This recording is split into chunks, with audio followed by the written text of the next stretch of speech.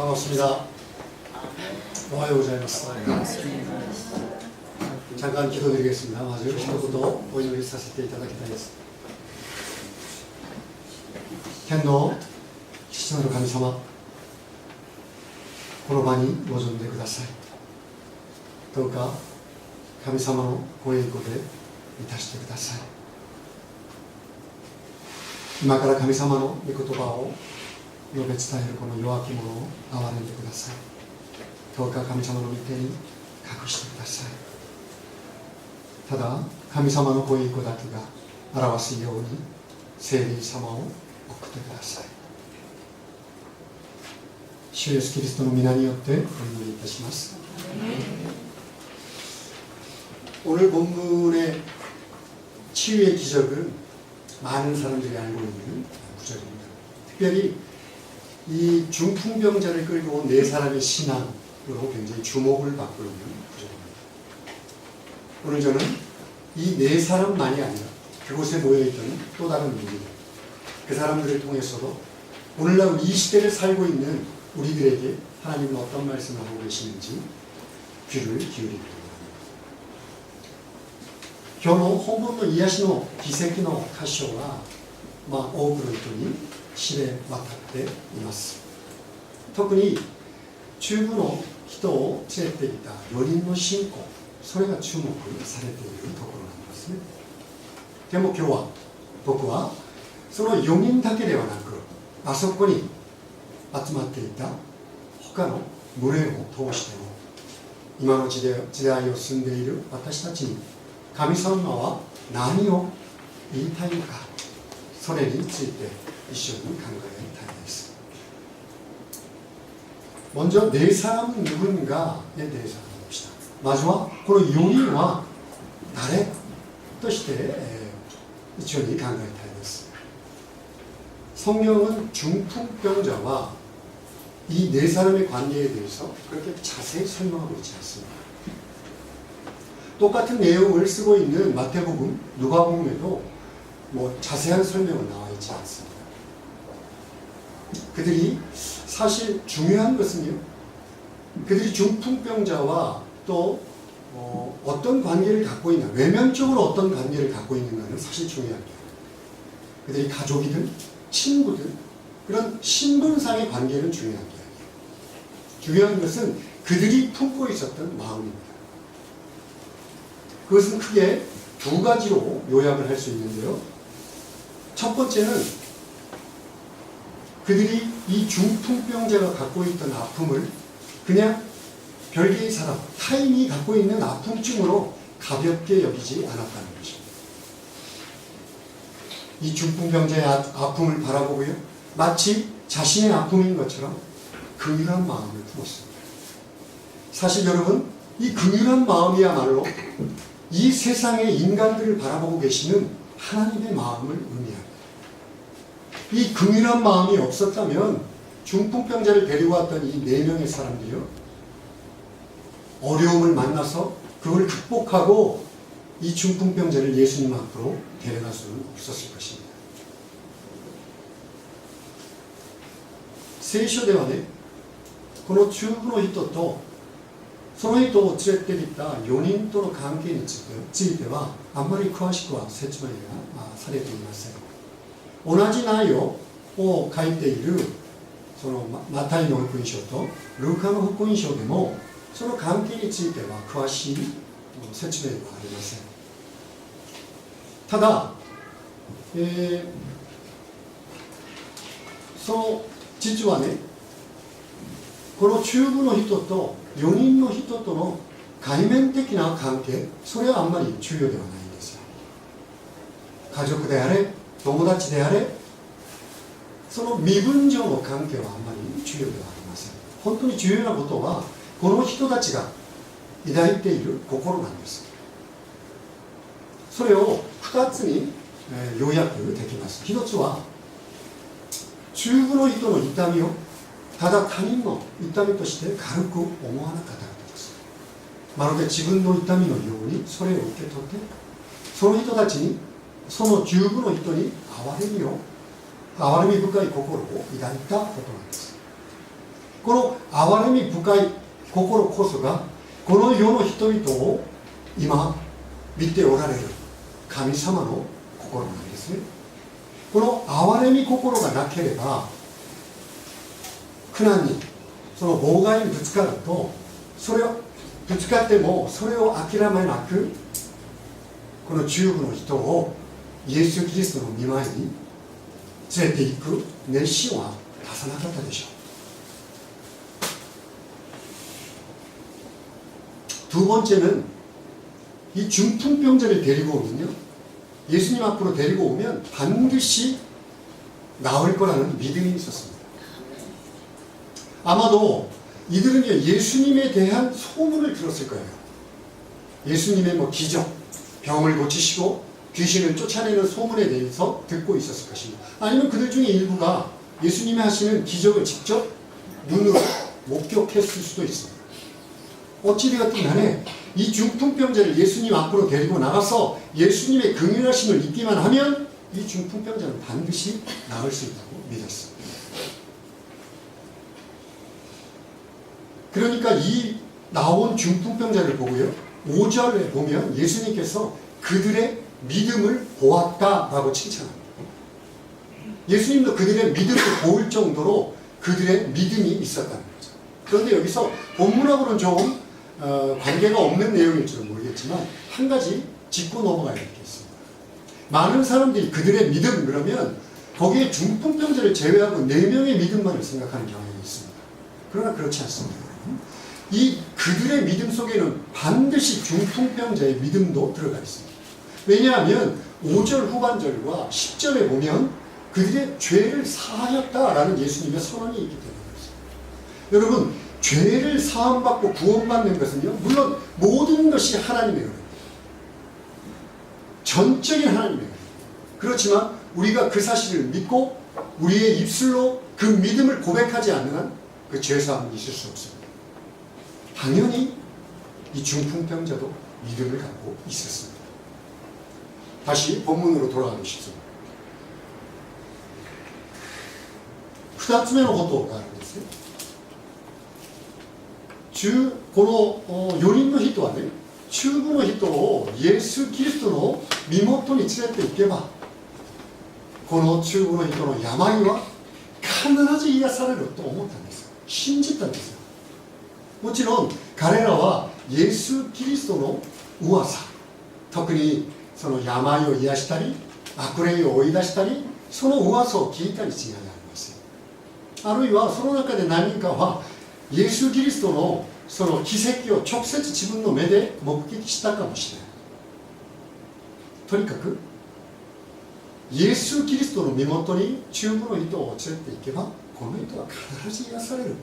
それを信じました。だからイエス・キリストも5節を見ると、この人たちの信仰を褒めています。この信仰を見たと言って褒めています。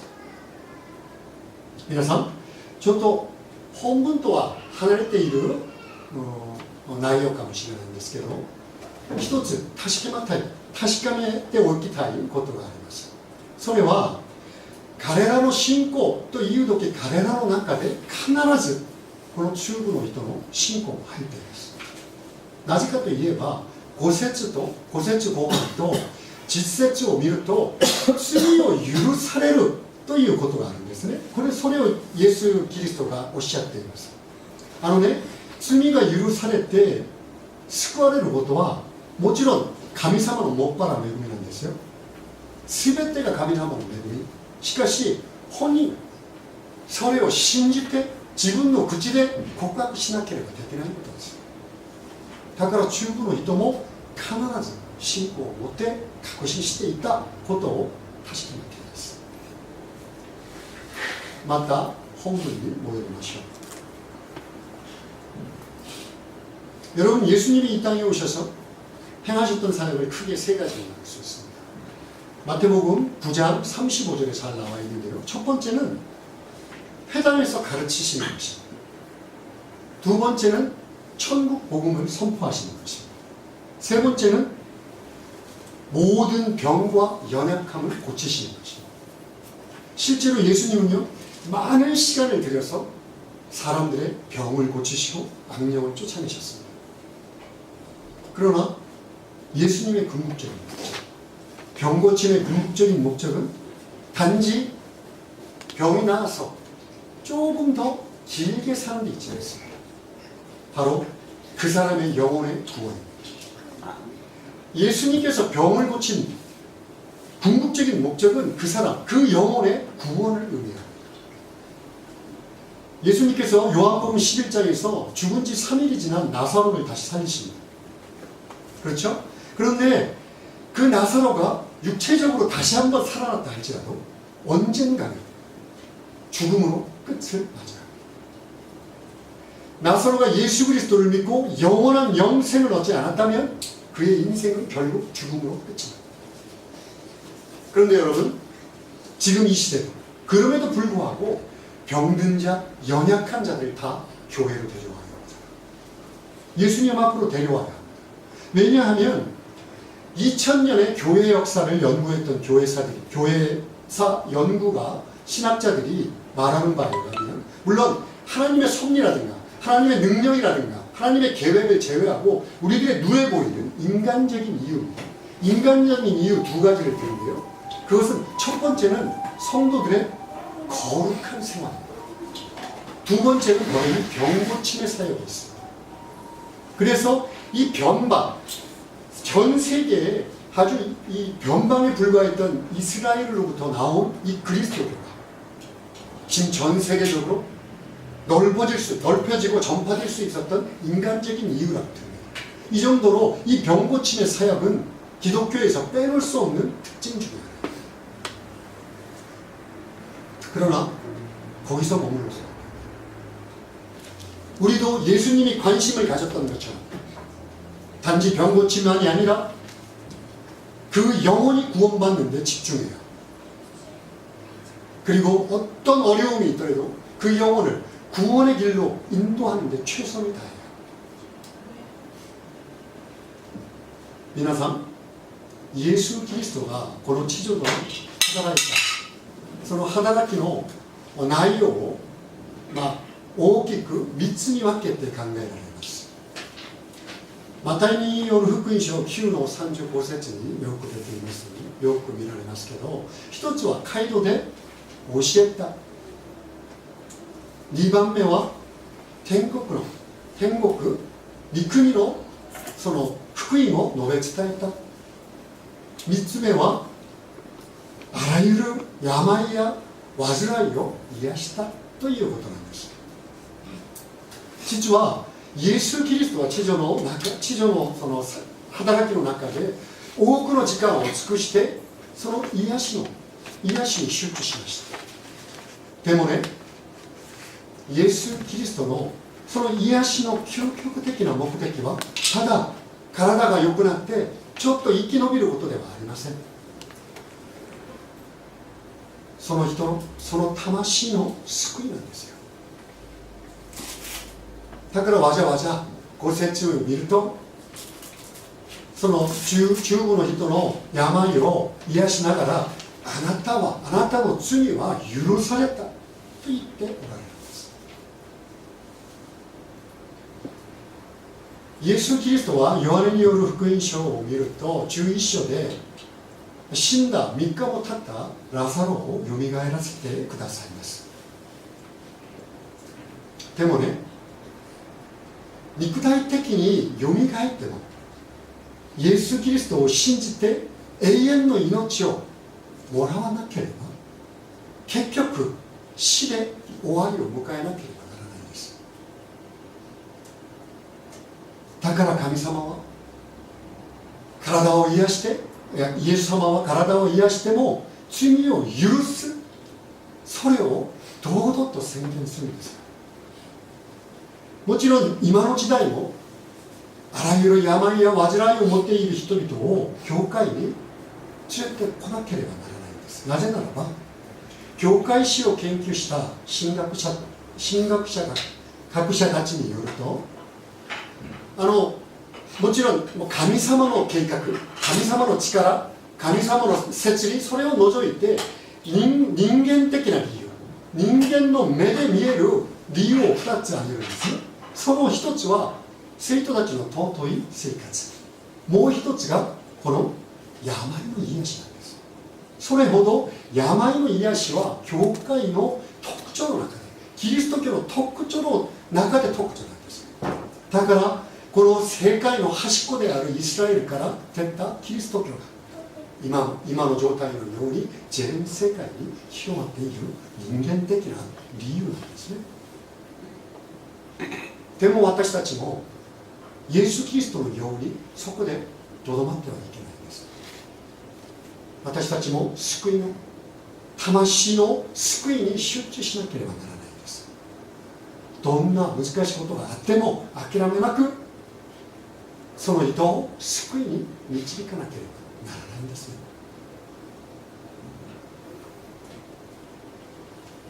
그런 의미에서 오늘 본문은 우리에게 이 네 사람을 닮아라 라고 도전하고 있는지도 모르겠습니다. 하나님의 마음이 긍휼한 마음을 품어라. 그리고 어려움을 만나더라도 절대 포기하지 말아라 라고 우리들에게 지금 말하고 있다고 저는 믿습니다. 물론 삶이 분주합니다. 먹고 살기도 시간이 바쁩니다. 아니면 세상 사람들이 조롱을 할지도 모르겠어요. 비웃을지도 모르겠어요. 아니면 내 문제로 다른 사람을 돌볼 여유가 없을지도 모르겠습니다.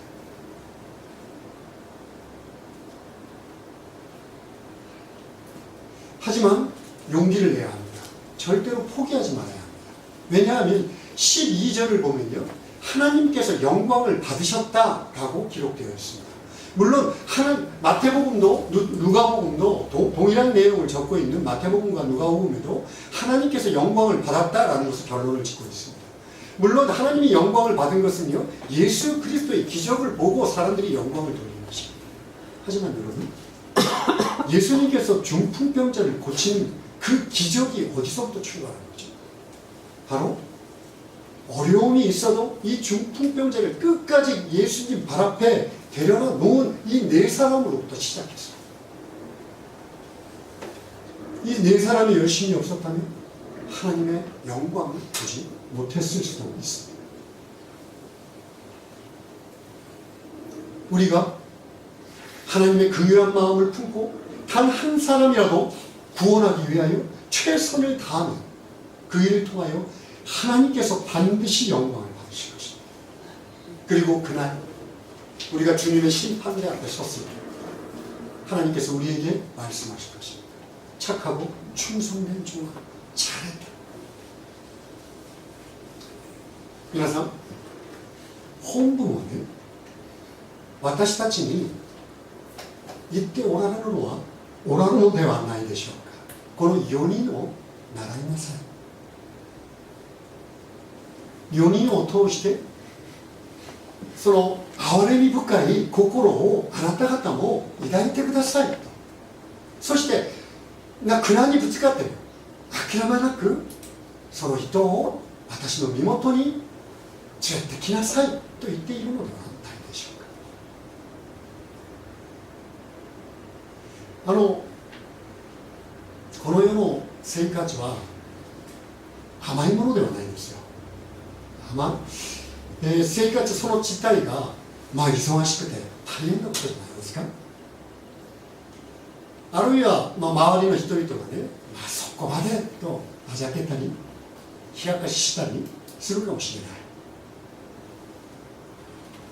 また自分の生活や自分の人生で精一杯で別の人を思う、気を配る余裕がないかもしれない。でも私たちが勇気を出して諦めない理由があります。それは12章に出ているように、神様に賛美を捧げた、神様を賛美したということだからです。これを見てマタイによる福音書もルカの福音書もみんな神を賛美したとして結論をつけています。もちろんね、イエス・キリストがその癒しの奇跡を行ったから、それを見てみんな神様に賛美をしたんですね。でもそれが始まったのは誰からですか？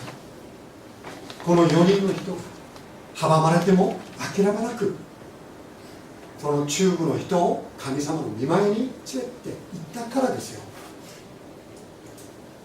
そのことを通してイエス・キリストの癒しの奇跡が行われました。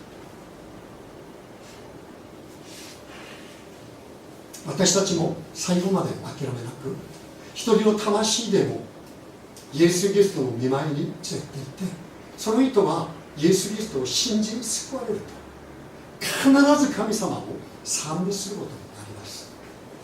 そして彼女、イエス・キリストの御前に立って、イエス・キリストから「おお、忠実なよきしもべよ、よくやったね」と褒められることを確かじゃないですか。두 번째, 모여든 무리에 대해서 알아보기로 합니다. 2番目、あそこに集まっている群れについて考えましょう。 많은 무리들이 예수님이 머무는 곳에 모여들었습니다. 그들도 역시 예수님에 관한 소문을 들었으면 틀림없습니다. 뭐 기적을 베풀고요, 또 악령을 쫓아내고요, 그런 기적들을 들었으면 틀림없어요. 그런 기적들은 그 당시 이스라엘 사람들을 흥분시키기에 충분했습니다. 그런데 그 예수님이 자신의 고향에 온다는 거예요. 자신의 마을에 온다는 거예요. 이야, 그래? 그렇다면 기회지 아니야? 기회가 아닌가? 나도 이런 병이 있으니까. 사람은 누구나 병을 갖고 있습니다. 특히 나이가 들면 여기저기 아프지 않은 사람이 아무도 없어요. 그러니까 나도 가서 병 고침을 좀 받자. 아니면 그래? 그런 기적을 내 눈으로 한번 보자. 그리고 다들 몰려들었어요. 발 디딜 틈이 없습니다. 입추의 여지가 없어요. 그런데 예수님은 이런 목적을 갖고 나온, 이 기적을 바라고 나온 사람들에게 2절을 보니까 도를 가르쳤다 이렇게 되어 있습니다. 누가복음에는 가르치셨다, 이 마가복음에는 도를 전했다 이렇게 되어 있습니다. 이 도라고 하는 단어는 마태복음 13장 19절에 천국의 말씀, 하나님 나라의 말씀에 대해 이 말씀과 똑같은 단어예요.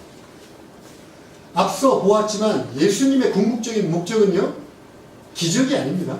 기적을 통해서 한 영혼이라도 구원받기를 원하시는 거예요. 그러니까 그런 목적을 갖고 온 무리들에게 예수님은 지금 천국 말씀을 선포하고 있습니다. 또 하나 중요하게 예수님이 전하고 싶은 내용이 있었어요. 그것은 10절에서 본 바와 같이 인자, 즉 예수님이 이 세상에서, 이 땅에서 죄를 사하는 권세가 갖고 있는 하나님이시라는 것을 증거하고 싶었어요. 그러니까 하나님의 말씀을 전하고 이분이 정말 메시아가 아닌가? 자연스럽게 우러나온 하나님의 포스를 보여주시고 기적을 행하시고 그 일들을 통하여 당신이 메시아 되심을, 하나님의 아들 되심을 드러내기를 원하셨어요. 그래서 유대인들의 미움을 살 걸 알았어요. 특별히 바리새인이나 또는 율법학자들한테 심지어 목숨의 위협을 받을 거라는 걸 아셨지만 당당하게 5절에 작은 자여 내 죄가 사함을 받았느니라 라고 선포하시고,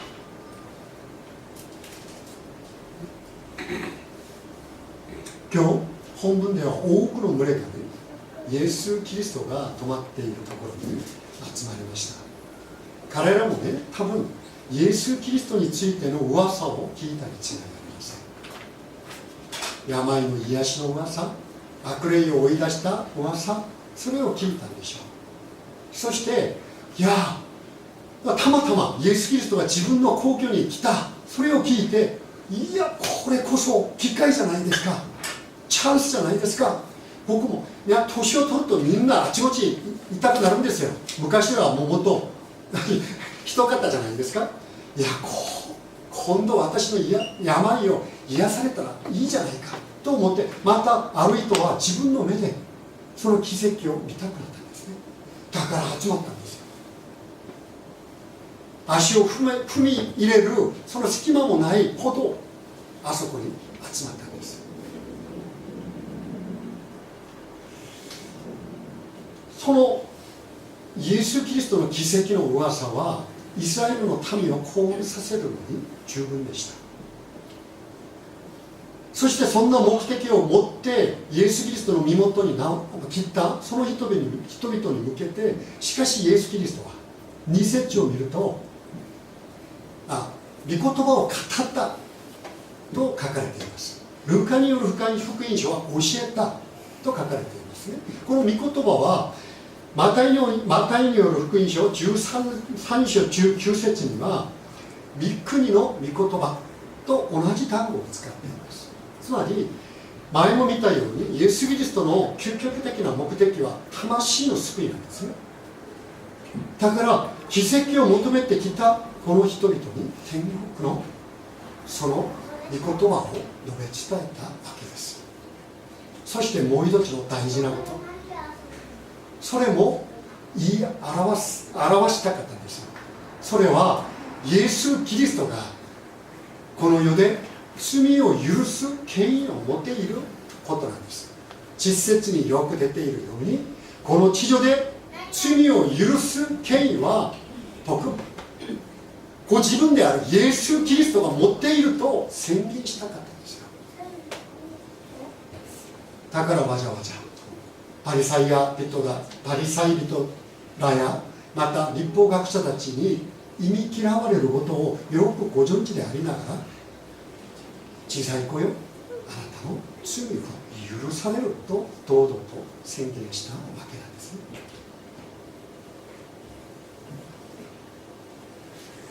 여러분 앞서 말씀드렸던 예수님께서 행하셨던 사역, 가르치시고 전파하시고 고치시는 사역은 예수님이 부활하신 이후에 사도들이 개성되었습니다. 그리고 사도들 이후에 바로 교회가 그 역할을 맡고 있습니다. 그렇기 때문에 우리들도요, 그 당시 무리들이 예수님께 나왔던 것처럼 여러 가지 목적을 가지고 지금 교회에 모여 있습니다. 어떤 사람들은 참된 삶의 의미를 찾기 위해서, 어떤 사람들은 죽음이 두렵고 자신의 병이 있어서, 또 어떤 사람들은 정말 참된 사랑이 있기는 한 건가? 이 세상에 실패하고 배반당하고 참된 사랑이 있기는 한 건가? 그것을 찾기 위해서, 아니면 그냥 친구들이 불러서 이유 없이 나갔을 수도 있습니다. 그런데 일단 교회에 나와서 한 주, 2주 신앙생활을 하면서 하나님의 말씀을 듣습니다. 그리고 하나님이 정말 살아계시구나, 교회를 통해서 자기도 모르게 하나님의 은혜에 가득 잠깁니다. 그리고 그 은혜를 더 받기 위해서, 더 은혜를 받기 위해서 예배도 더 열심히 드리고 봉사도 열심히 하고요, 또 말씀도 배우고요, 헌금도 하고요, 또 성도 간에 좋은 교제도 나눕니다. 그렇게 우리가 좀 더 은혜를 강구하고 있을 그때, 만약에 우리 등 뒤에 어떤 사람들, 잠깐만 좀 비켜주시겠습니까? 여기 지금 예수님을 만나지 않으면 안 되는 사람이 있습니다. 반드시 예수님을 만나야 됩니다. 또는 내가 꼭 예수님을 만나고 싶어요. 잠깐 비켜주지 않겠습니까? 라고 말하는 소리가 들릴 수도 있겠어요. 여러분, 앞서 보았듯이 이 만나야 됩니다 라고 열심히 외치는 사람들에게 만약 우리들이 그냥 은혜 받기 위해서 우리들의 문제에 집중해서 등을 계속 돌리고 있다면, 그들을 바라보지 않고 있다면, 그들은요, 앞서 중풍병자를 데리고 왔던 네 사람과도 같이 삥 돌아서 좁은 계단을 올라서 심지어 지붕을 뚫어서 예수님을 만나는 비상식적인 수고를 하지 않으면 안 될지어다.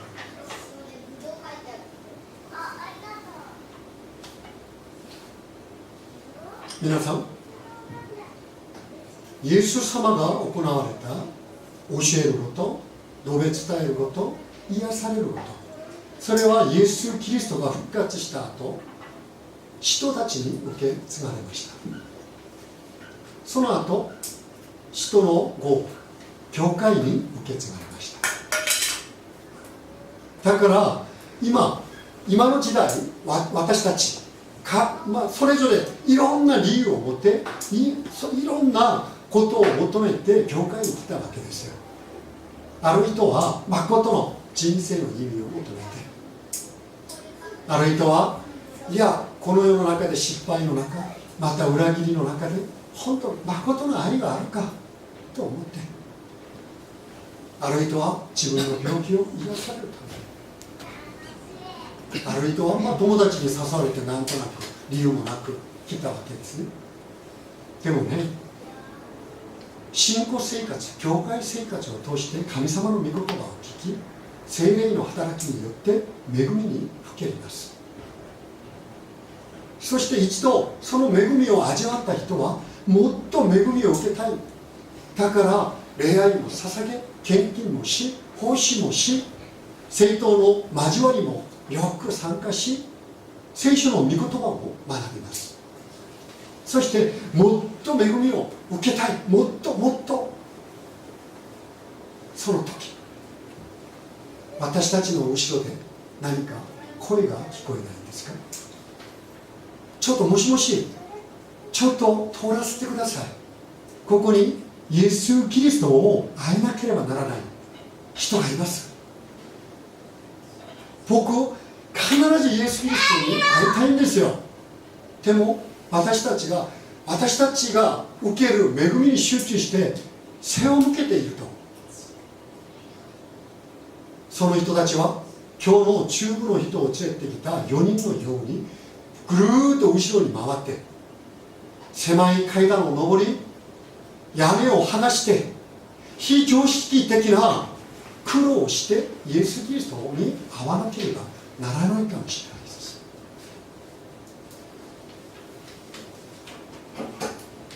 여러분, 사실 은혜를 사모하며 거기에 서 있던 군중들을 탓할 수는 없습니다.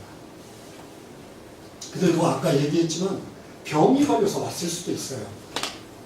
아니면 병이 걸려서 왔든 어쨌든 왔는데 와, 예수님의 말씀을 듣는 중에 성령의 역사하심으로 인해서 야, 이분이야말로 이스라엘에게 약속되어 있는 메시아가 아닌가. 그 은혜가 너무 커서 꼼짝달싹 할 수 없었을지도 모르겠습니다.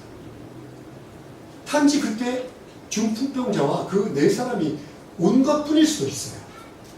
그와 똑같이 우리들 지금 이 시대를 살고 있는 우리들도 이 세상 교회에 나와서 은혜 받는 것 무엇이 잘못입니까? 은혜 받기 위해 서 있다는 것 무엇이 잘못입니까? 그렇지만 오늘 본문의 군중들을 통해서 두 가지 점에 주목하고 싶습니다. 이것을 통해서 우리들의 경계를 삼기를 원합니다. 첫 번째는요, 그들이 먼저 왔다는 것입니다. 네? 먼저 온 게 무슨 문제가 있습니까? 예배도 일찍 나와야 합니다. 네? 일찍 나와서 먼저 앞에 앉아 계셔요. 먼저 온 거 좋은 거죠. 그런데 이것이 기득권이라는 옷을 입어버리면 무서운 것이다. 여러분, 교회 문턱이 높다는 소리 많이 들어보셨죠? 교회에서 쓰는 용어가 좀 어렵다든가, 또 신학적인 어려움, 그런 것도 있을 수 있겠어요. 그러나 그 중에 하나, 많은 이유 중에 하나가 먼저 믿은 사람들입니다. 불행하게도. 먼저 믿은 사람들이 교회의 문턱을 높게 만듭니다. 교회에 처음 나온 사람들은요, 익숙하지 않은 교회 문화 때문에 실수를 할 수밖에 없어요. 그리고 또 의욕이 앞서서 예수님 만난 기쁨이 너무 커서 의욕이 앞서서 실수를 할 수밖에 없어요. 그런데 그들을 향해서 먼저 믿은 사람들은 가르치려, 지적하려 합니다. 심지어 자신이 알고 있는 좁은 성경관을 가지고 정죄하려 합니다. 따뜻한 말보다, 격려의 말보다, 그리고요, 자신의 영역이라고 여기는 것을 그 사람이 잘 모르고 침범을 하면요, 바로 발톱을 드러냅니다. 자신도 모르게 하는 일이에요, 사실은. 일부러 그러는, 예수 믿고 일부러 그러는 사람들은 많지 않습니다. 자기들끼리 교제하느냐고 이 사람들이 거처할, 마음을 둘 곳을 주지 않습니다. 첫 번째 이유는 이들이 먼저 왔다는 것만이 아니라 기득권을 주장하고 있다는 거예요.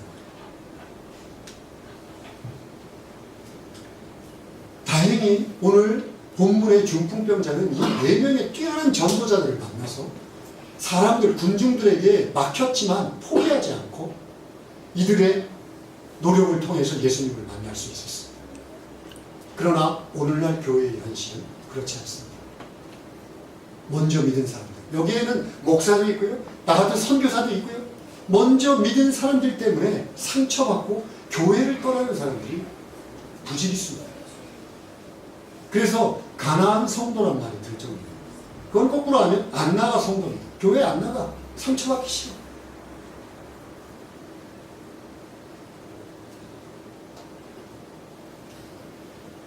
두 번째는 이 군중들이 등을 돌리고 있다는 것이 있습니다. 앞서 말했지만 이 사람들이 등을 돌리고 있는 것은요, 예수님에게 집중했던 것입니다. 오늘날 교회 용어로 보면은 은혜 받기 위함입니다. 은혜 받기 위함. 그런데 아무리 은혜 받기 위함이라 하더라도 우리들이 이 세상에 교회의 존재 목적은요, 우리끼리만 구원받아서 우리끼리만 은혜 받고 우리끼리만 교제하다가 우리끼리 죽으면 그 다음에 천국 가자, 교회의 목적은 그것에 있지 않습니다. 오히려 우리들의 삶을 전부 들여서 단 한 사람의 영혼이라도 더 많이 구원해서 하나님의 나라의 백성 되게 하는 것이 교회의 존재 목적의 전부다라고 말해도 과언이 아닐 정도입니다. 그런데 우리들이 은혜 받기 위해서 세상에 등을 돌리고 세상에서 잠깐만 좀 비켜주시겠어요? 라고 하는데 귀를 막고 전혀 관심을 갖고 있지 않다. 이 세상의 사람들의 아픔과 고통과 그런 신음소리에 우리가 어떻게 공감할 수 있겠습니까? 그리고 나아가 복음을 전할 수 있겠습니까? 불가능한 일이죠.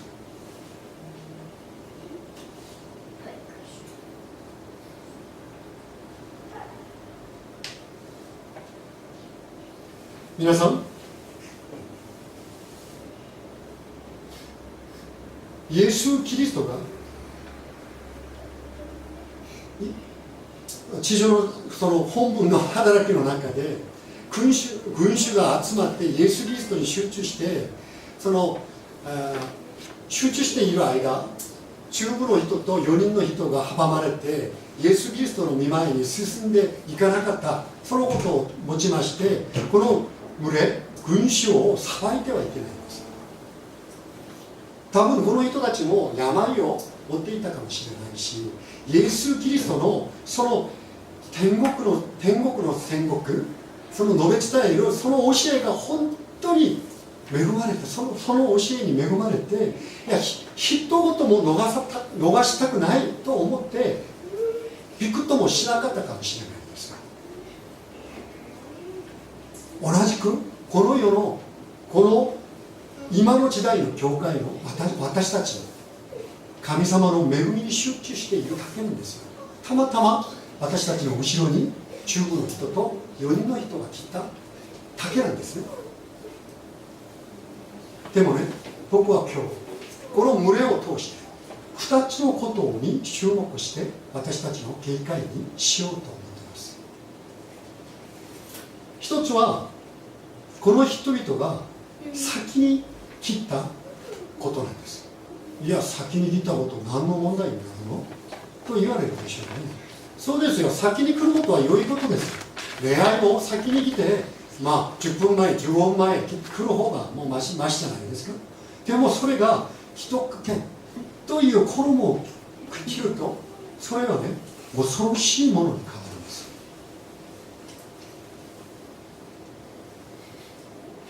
新しく来た人、いわば求道者たちはこの教会の文化に馴染んでいないんですよ。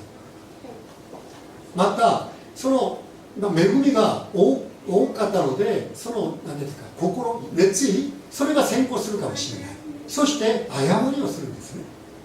その時ね、先に信じた人は穏やかな言葉で励ましたり、また慰めたりしなくてね、厳しく指摘するんですよ。教えるばかりなんですよ。華々しくは自分がしている狭い聖書の理解であの人を裁いている。また自分の領域だと思うところにあの人たちが、思わずに手を触れるとすぐに罪を出します。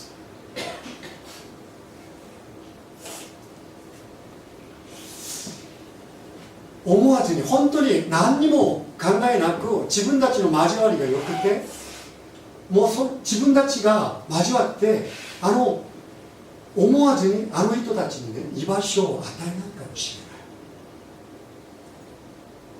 れない。今日の本文では4人の優れた伝道者がいて、この中部の人はイエス・キリストの御前に行くことができました。でも今の時代の現実はそうではありません。先に信じたいと、牧師さんも含めこの宣教師も含め先に信じた人に阻まれて、多くの人たちが傷つかれて教会から離れて去っていきます。二度と教会は行かないと言っている地帯なんですよ。また2つ目のことがあるんですよ。それはこの群れたちがね背を向いていることなんですよ。もちろん背を向いているわけがあるんですね。イエス・キリストに集中したいだからですよ。一挙手一投足も逃さたくない、だから集中しているんですよ。いわば今日のその教会の用語では恵みを受けるためなんです。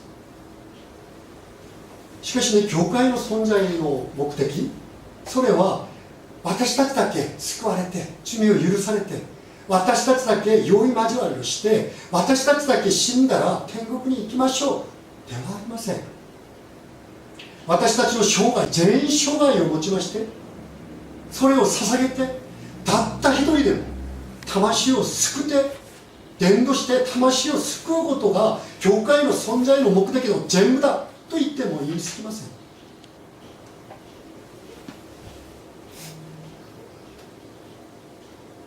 教会のハードルが高いと言われているんです。いろいろなことがあるんですけど、教会の用語の問題、神学的な難しさあるんですけど、この先に信じた私たちが人々を招いたり優しく接しないこと、これも本当にハードルを高くする一つの役割なんですよ。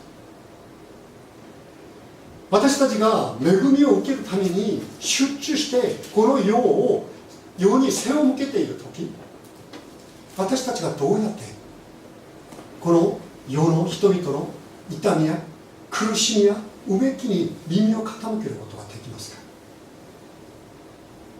できないじゃないですか。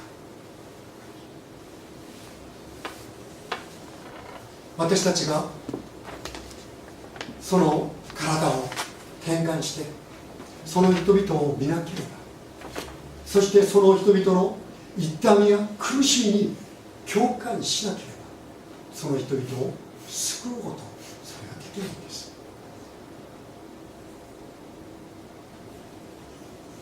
여러분 설교를 정리하고자 합니다. 오늘 4명의 사람들과 그리고 또 다른 무리들의 사람들을 가지고 하나님의 말씀에 대해서 배웠습니다.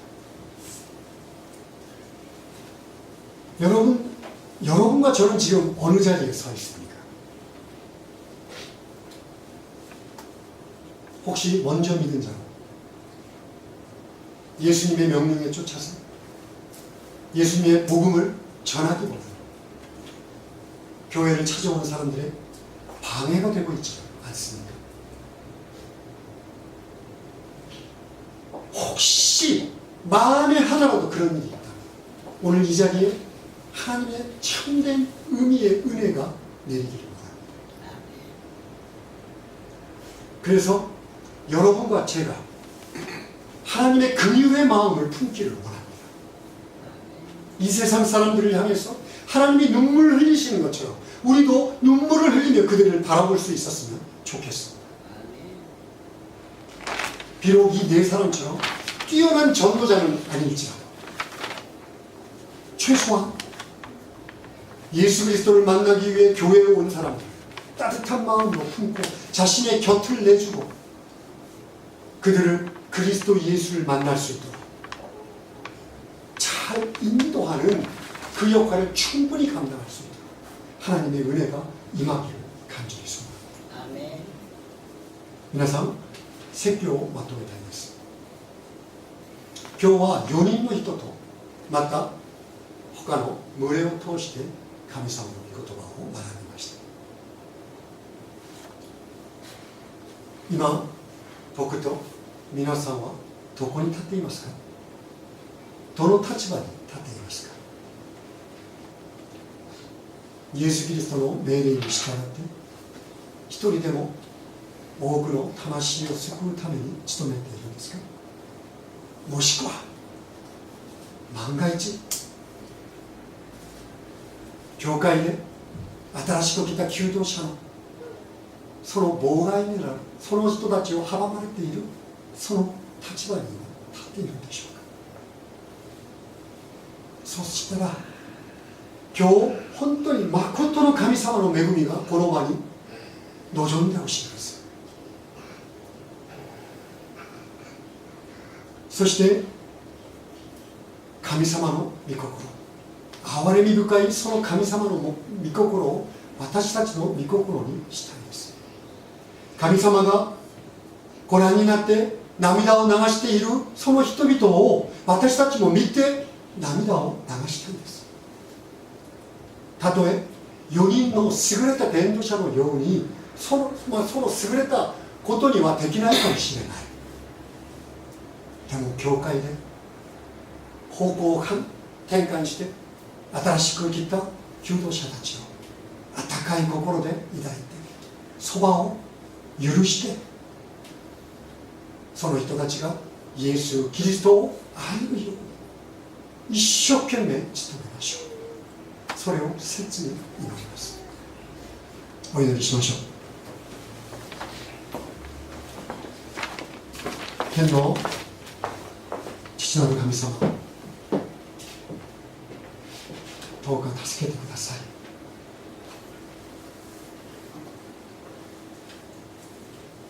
この説教をただ聞いてそれで終わることがないように神様の御心を私たちが抱くように主を祝福して助けてください。この世に向けて涙を流す憐れみ深い心を持つように主を祝福してください。また聖霊様を助けて一人でも多くの人をイエス・キリストを信じるように導くその役割を果たすように祝福してください。主イエス・キリストの皆によってお祈りいたします。